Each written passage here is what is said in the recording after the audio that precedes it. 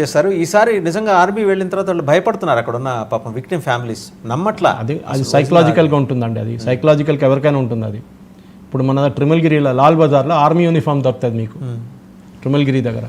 మొన్న ఈ దాడులు జరిగిన తర్వాత 2 సంవత్సరం ముందు ఆర్మీ యూనిఫామ్ బ్యాన్ చేసేసారు వాళ్ళు. బ్యాన్ చేసి చెప్పారు, మేము we will not allow army uniforms to be sold openly అని చెప్పేసి. అదనమాట.